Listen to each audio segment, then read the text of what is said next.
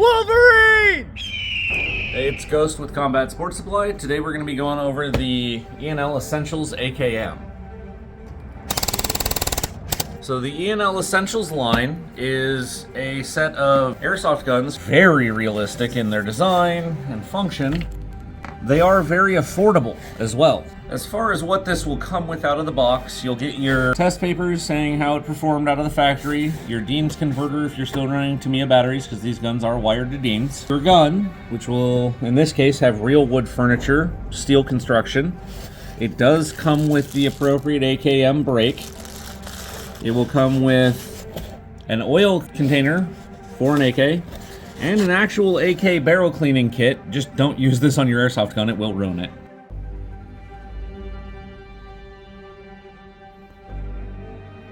Now that we have this out of the box, it does come with a mid-cap magazine, and the reason this is an AKM versus the AK-47 is they updated it with a stamped receiver instead of a milled receiver.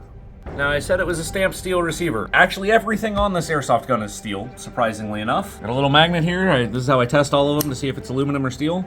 But you've got steel, everything on this. Like, it doesn't even want to let go of the magnet. Well, now that we know they're made of steel, they're also real wood. They're very high quality builds. You can theoretically put some real AK parts on this. They may require a little bit of modification. I mean, you obviously can't do the internals, but the rest of it should take real AK parts. The reason a lot of AK parts will fit on these things is because some of these parts are actually made by AK manufacturers. So they were designed for real gun, they've now been converted to airsoft purposes. Now, for any of our law enforcement people watching, yes, some of these parts may have been made for an actual AK. That does not mean you can convert this into a real firearm.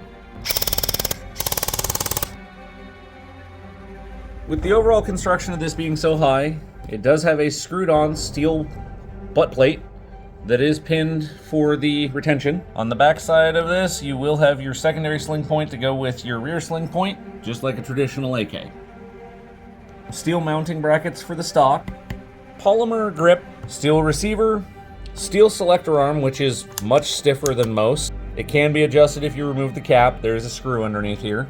The bolt for it is steel, does have a retaining rod in it, and allows you to access the hop up fairly easily. It does have the older style AK hop.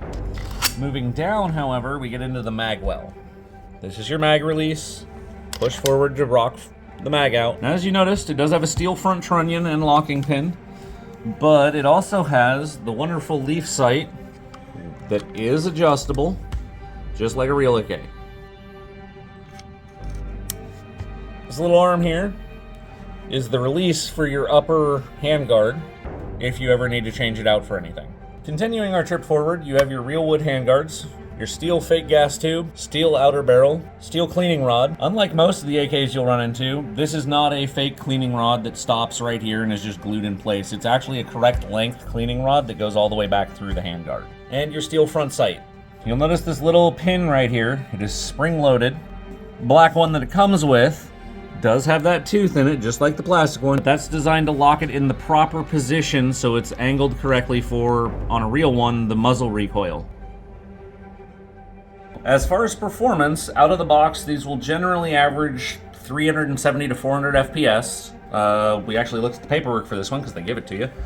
And it comes out to about an average of 393 FPS at about 1.42, 1.43 joules. On that performance note, just like the externals on this, where they did a flawless job on it, they did put good internals in this, so it is going to perform well continuously.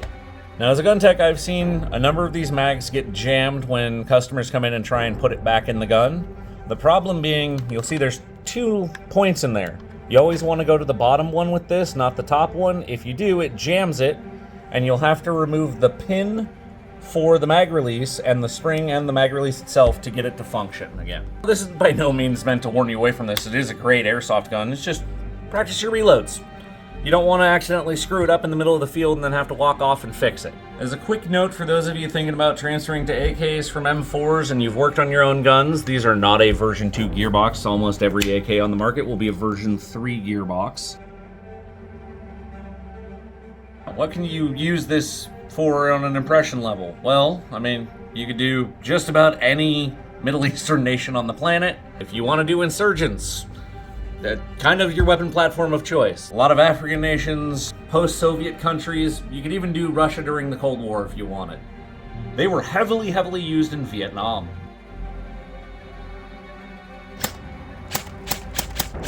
In summary, I mean, this thing is currently $280. I know there are cheaper AKs on the market, but if you want to go for the best of what you can get, save a little extra, buy one of these. They're phenomenally good guns. They're solid all around. Because they're all steel, they're going to take a beating and keep running. Now, that's not to say you can't just willy-nilly throw them around, but they're a little tougher than a lot of the other ones that are made out of pot metal or aluminum. I would love to own one of these. I currently don't. It's probably the next thing on my bucket list in terms of airsoft guns, because it is probably one of, if not the best on the market. And just in terms of sheer design and how it's built, it's as close to the real thing as you can get. Don't be a fool! Subscribe, leave comments, let us know what we're doing right, what we're doing wrong. Thanks for your support.